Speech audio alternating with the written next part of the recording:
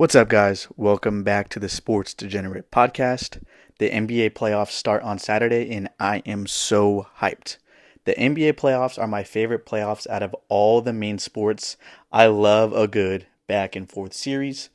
Today, we are going to be talking about the Boston Celtics. What are the odds that they repeat and win back-to-back championships? Is it possible? Are they going to be able to do it? That is what we are going to talk about today. So let's get into it. So let's first talk about the Celtics as a team. It's the same exact team from last year, the same exact roster from the championship team. Nothing has changed. And honestly, they've gotten a little bit better. Peyton Pritchard is playing at a higher level this year, which gives the Celtics even more depth in scoring. Pritchard is averaging almost 5 more points per game this year and is shooting over 40% from behind the arc. And he can get hot at any moment and change the momentum for the Celtics. Porzingis is also healthier right now than he was last playoffs, which is also a huge boost. Let's talk about some stats with the Celtics.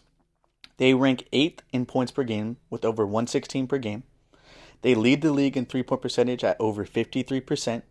They also get over 45% of their total points off three-pointers, which also leads the league.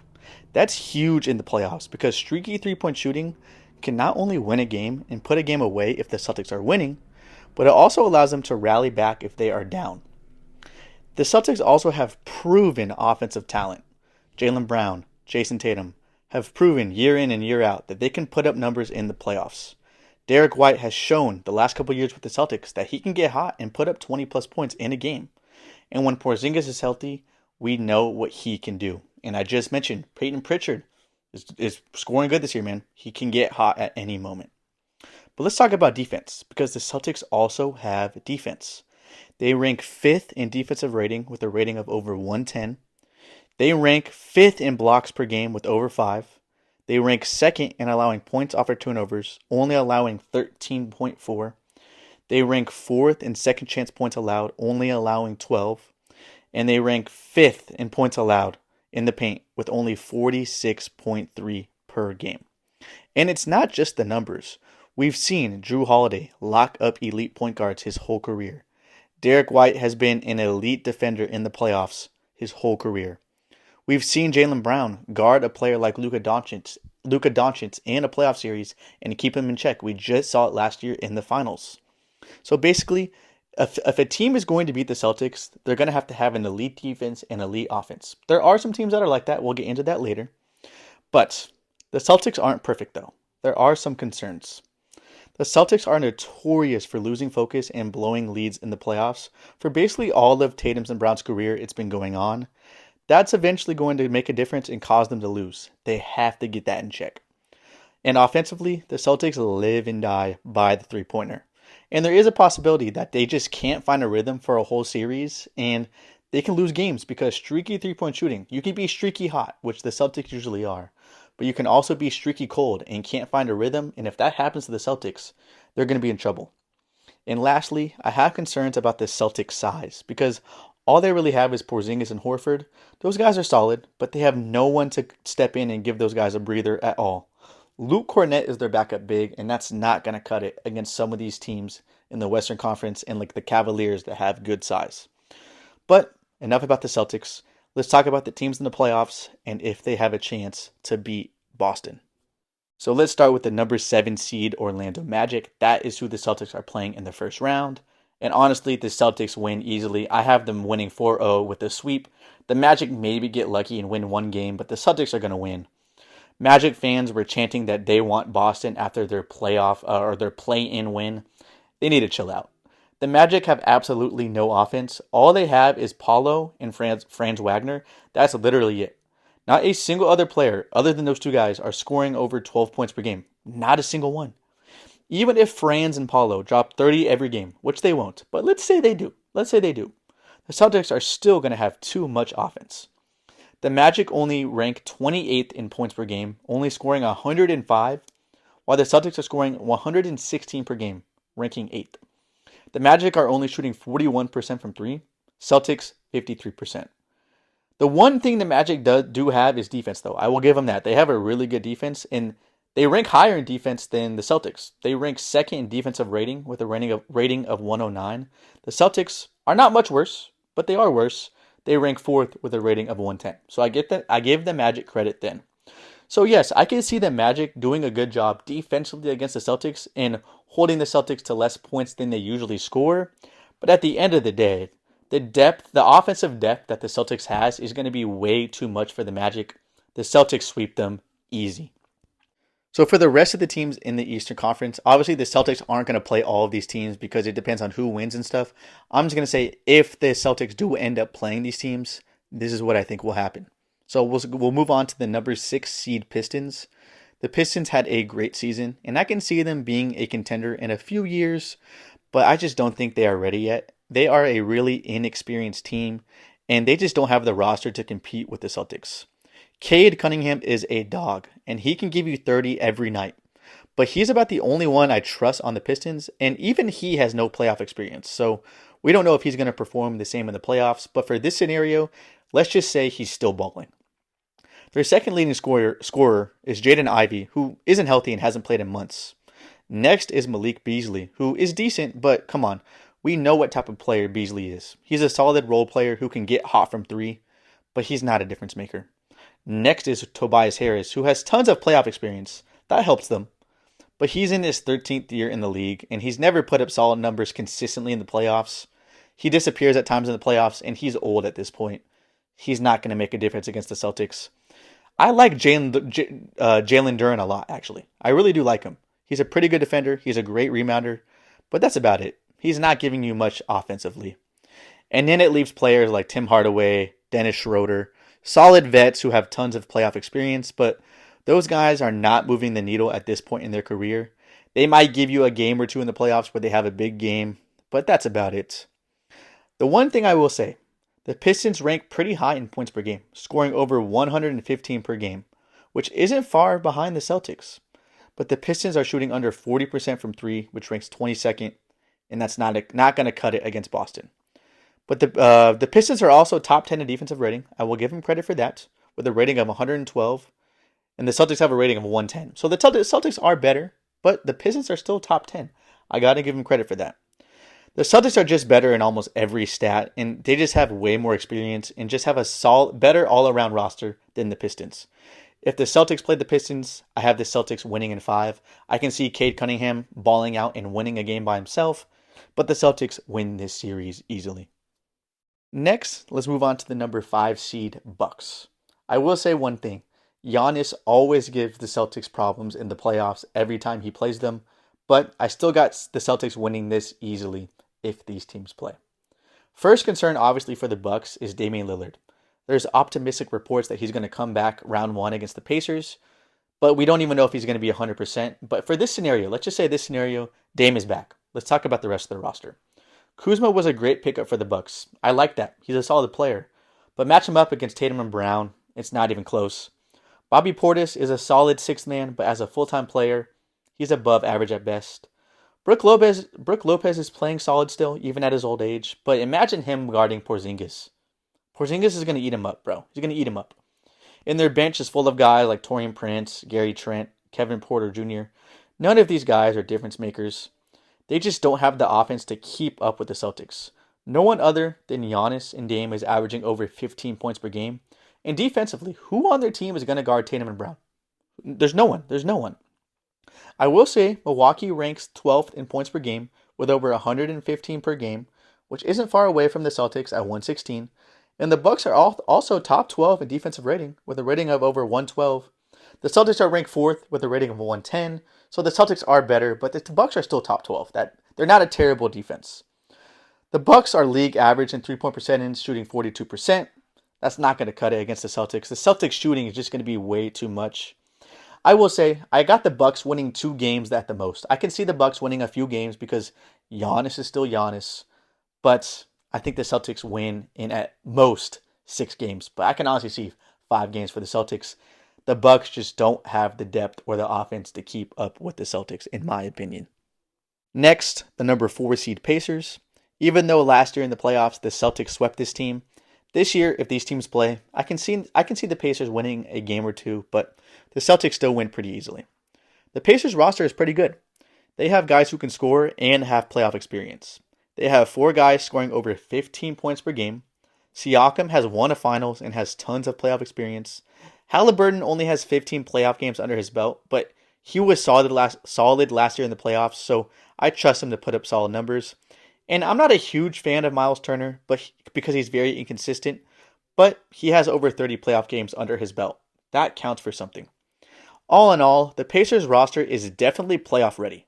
They have decent depth as well. Neesmith, Toppin, McConnell, and Nembhard are all solid bench guys. I like that bench unit. Those are solid bench guys. The Pacers also rank higher in points per game than the Celtics, scoring over 117, which ranks 7th.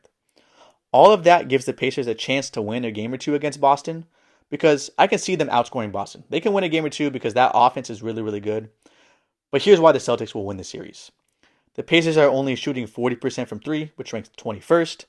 They're also around league average in defensive rating, ranking 14th with a rating of over 113. They just aren't going to have an answer for the Celtics shooting and all-around offensive attack. Their defense just isn't good enough. They're not going to be able to guard the Celtics.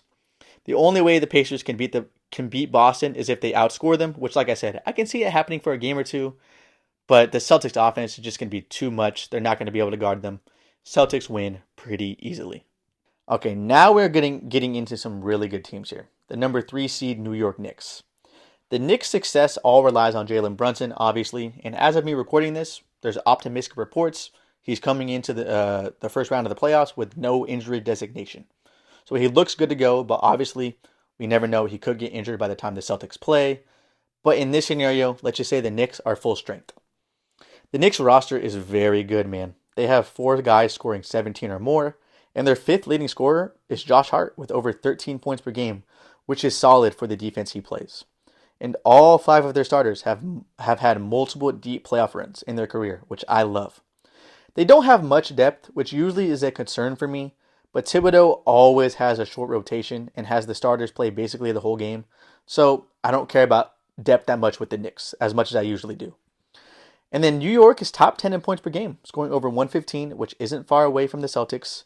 They surprisingly don't rank that great in defensive rating, with a rating of 113, which is average. They're ranking 13th in that stat. I'm really surprised that they don't rank higher because they have really good two-way players, really good defenders in Josh Hart, Miles Bridges, and OG Anunoby. Even though they don't rank high, those 3 guys will give Tatum and Brown problems. They match up really well against Tatum and Brown. So the Knicks defense is going to give the Celtics problems for sure. So I can see this series going 7 games because the Knicks defense it's good, man. It's good. Even though the stats don't say it, that's good defenders. I still got the Celtics winning, though. Even if it goes 7 games, I still have the Celtics winning. A big factor of that is how the Knicks run their offense. They are a very slow-paced team who doesn't shoot a lot of threes, and I think that plays perfectly into the Celtics' hands. The Knicks only shoot 38%, which ranks 28th. The Celtics have a top 5 defense, and if you're not shooting threes successfully, it just makes it easier for an already good defense to guard you. And the Celtics are going to shoot the hell out of the ball. So if you're not shooting a lot of threes, and the Celtics have a good defense, and the Celtics are also very good at shooting, it just puts the Knicks in a tough situation. Because of that, I got the Celtics winning. But like I said, that Knicks defense is going to give the Celtics problems, man. It will be a good series. I got the Celtics winning in 6 or 7 games, though. And then the last team, number 1 seed Cavs. I honestly think it's going to be Cavs Celtics conference finals. I would be shocked if those two teams don't make it to the conference finals. The Cavs have been one of the best teams in the league this season, and the stats show it. They are first in points per game with over 121 points. They rank 4th in 3-point percentage, shooting over 45%. They are also top 10 in defensive rating, ranking 8th with a rating of 111. They also have a lot of size in their lineup. The combo of Mobley and Allen is great, and honestly, I can see the Cavs' size being a problem for the Celtics. The Celtics have Horford and Porzingis, which isn't a bad duo themselves, but the Cavs will give them trouble for sure with their size. These teams match up great, and this will be a great series that goes at least 6 games, but I still got the Celtics winning.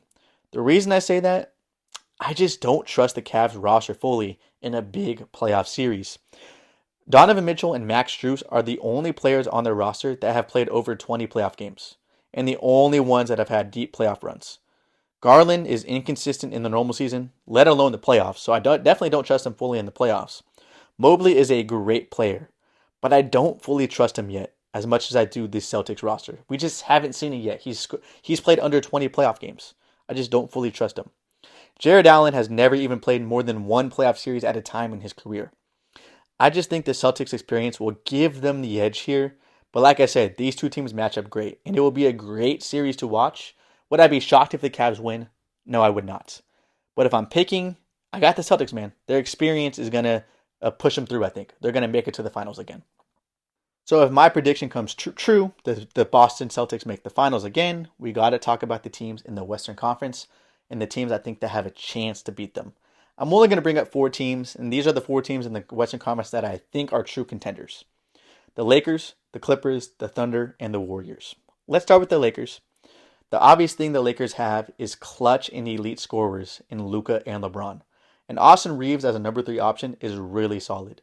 I think the Lakers' big 3 is honestly better than the Celtics' big 3. It's better than Tatum, Brown, and whoever you think the number 3 option for the Celtics is.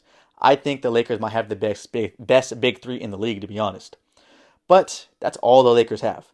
I don't like the Lakers' depth at all, and the Celtics have depth when it comes to scoring. Another concern is the Lakers' three-point shooting. They only shoot 42% from 3, which is league average basically. That's not going to cut it against the Celtics. And the huge concern, the biggest concern, is the Lakers' defense. I don't think they're going to be able to stop the Celtics' offensive attack at all, man. The Lakers have a defensive rating of 113, which ranks 17th. That's not good against the Celtics offense, who is top 5 in the league, man. And the Lakers have no size. They're rolling out Jackson, Hayes, and Jemison. No way they're guarding Porzingis. There's no way, man. There's no way. The only way the Celtics lose to the Lakers is if LeBron and Luka carry the team and the Lakers outscore them. That's literally the only way. The Lakers are going to have to outscore them. If LeBron, Luka, and Reeves go out and are averaging 25, 30 plus, I'll just tip my cap to them. But I don't see that happening, especially because the Celtics defense is top 5 in the league as well. So if the Lakers and Celtics match up against each other, I got the Celtics winning in 6.